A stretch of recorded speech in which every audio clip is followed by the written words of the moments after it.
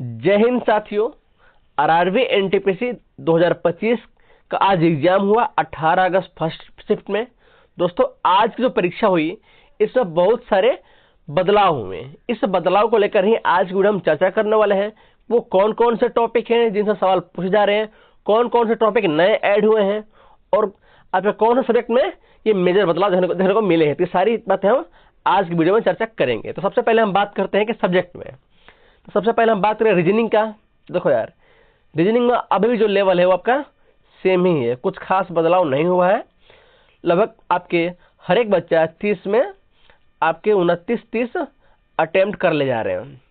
अगर हम बात करें आपके यहाँ पर मैथ की, तो हाँ, मैथ में थोड़े से क्वेश्चन आपके मॉडरेट हो गए हैं। जहाँ पर पहले जो बच्चे थे वो आपके 30 में जनरली 28-29 कर पा रहे थे, वो अब घट के आपके ये 25 से 27 हो गया है।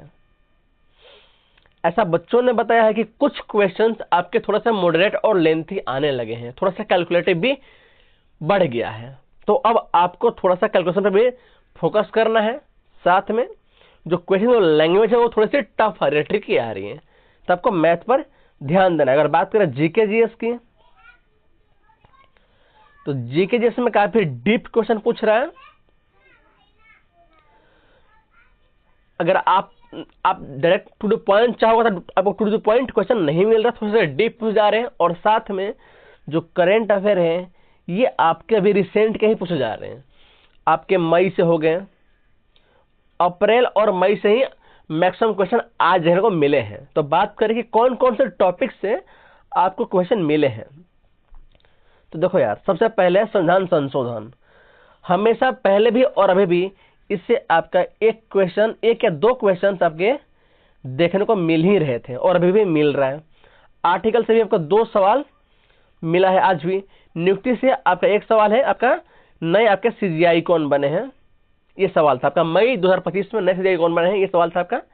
इसका आंसर हो जाएगा BR गवई। ठीक है, नेक्स्ट, केंद्र सरकार की योजनाएं, ये भी आपका सवाल पूछा गया है। इंडेक्स से सवाल पूछा गया है। आपका कुछ करप्शन से लेकर सवाल था। हम बात करें दिवस का भी सवाल पूछा गया है और अंतर्राष्ट्रीय संगठन, तो ये भी इन टॉपिक पर सवाल पूछे गए हैं। आगे बात करते हैं हम, तो पुरस्कार हो गया।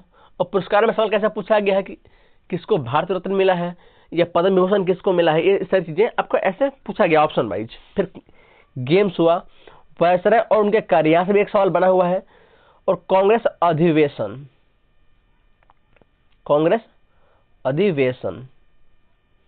तो आपको ये भी ध्यान देने की जरूरत है। फिर गांधी युग मोस्ट इंपोर्टेंट है। पंचवर्षीय योजनाएं, जनगणना, प्रमुख समाज और जनजातीय आंदोलन, कि जितने भी टॉपिक हैं, जो भी मैं आपको ये बता रही हूँ, आपके ये टॉपिक हो गया और नेक्स्ट पेज में जितने भी टॉपिक है ये हर एक टॉपिक आपके लिए इंपॉर्टेंट है यदि आपका एग्जाम कल है, परसों या आगे है।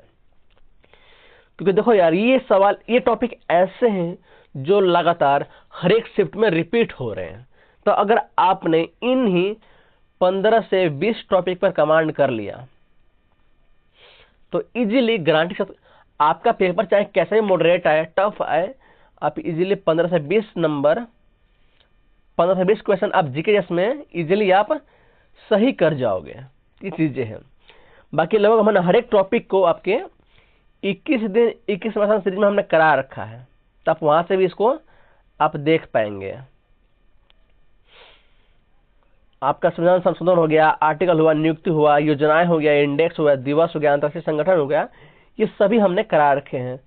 फिर आपका प्रमुख समाज, जनजातीय आंदोलन भी करा रखे हैं हमने, पंचवर्षीय योजना, जनगणना, कांग्रेस, ये लगभग हर एक टॉपिक हमने आपके लिए 21 दिन 21 मैराथन में स्पेशली आरआरबी एनटीपीसी को ध्यान में रखते हुए हमने कराया हुआ है।